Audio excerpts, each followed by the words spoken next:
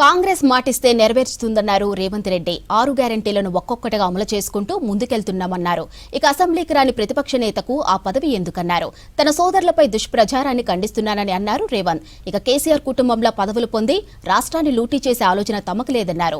ఇటు రాష్ట్రాల హక్కులను కేంద్రం కాలరాస్తుందని ఫైర్ అయ్యారు సీఎం రేవంత్.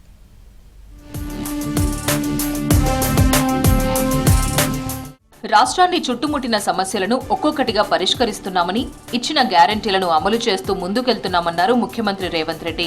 నారాయణపేట జిల్లా కోస్గి మండలంలో చంద్రవంచ గ్రామంలో ఇందిరమ్మ ఇండ్లు, రైతు భరోసా, ఆత్మీయ భరోసా, రేషన్ కార్డుల పథకాలను ప్రారంభించారు రేవంత్. భూమికి రైతుకు ఉన్న అనుబంధం రైతుకు కాంగ్రెస్ కు ఉందన్నారు. రైతులకు ఉచిత కరెంట్ ఇచ్చిందే కాంగ్రెస్ అన్నారు. ఈ ప్రభుత్వం ప్రజలకు జవాబుదారీగా ఉందన్నారు. అర్హులెవరూ అధైర్యపడొద్దని, అధికారులు మీ ఇంటికి వచ్చి దరఖాస్తులు తీసుకుంటారన్నారు. గత ప్రభుత్వం 10 ఏళ్లు రేషన్ కార్డులు ఇవ్వలేదు. రేషన్ కార్డులైనా, వ్యవసాయానికి ఉచిత కరెంట్ అయినా, ప్రభుత్వ ఉద్యోగ ఖాళీల భర్తీ అయినా, రైతు రుణమాఫీ అయినా, ఏ కార్యక్రమం అయినా అధికారులు ప్రజల దగ్గరకు వచ్చి అడుగుతున్నారు. అధికారులు వచ్చిందే మీ వివరాలను సేకరించడానికి. మా వివరాలు లేవు అని కొంతమందిని ఉసిగొల్పే కొన్ని గ్రామాలల్లో చిల్లర మల్లర పంచాయతీ పెట్టాలని చూస్తున్నారు.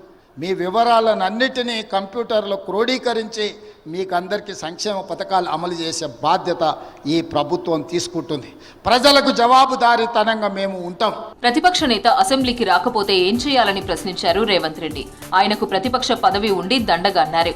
బాధ్యత నిర్వర్తించినప్పుడు ఆ పదవి ఎందుకని ఫైర్ అయ్యారు. కొడంగల్ను అభివృద్ధి చేస్తుంటే ఓర్వడం లేదన్నారు సీఎం.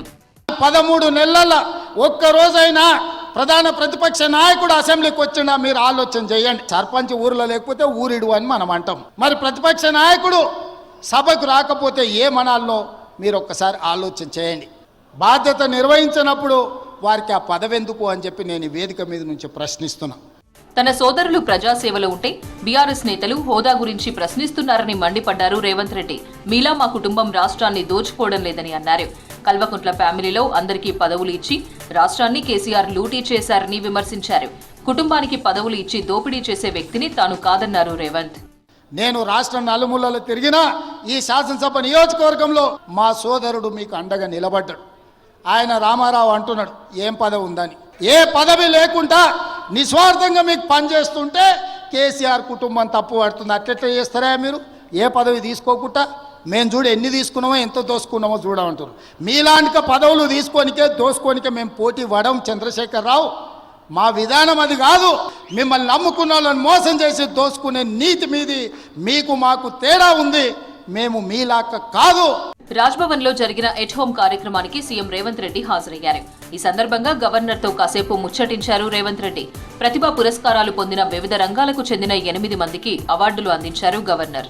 జ్యూరీలో పర్యావరణ కార్యకర్త అనిల్ కుమార్, బ్యాడ్మింటన్ కోచ్ పుల్లెల గోపీచంద్, పారా ఒలింపిక్ విజేత జివాంజీ దీప్తి సహా పలువురికి గవర్నర్ అవార్డులు అందించారు.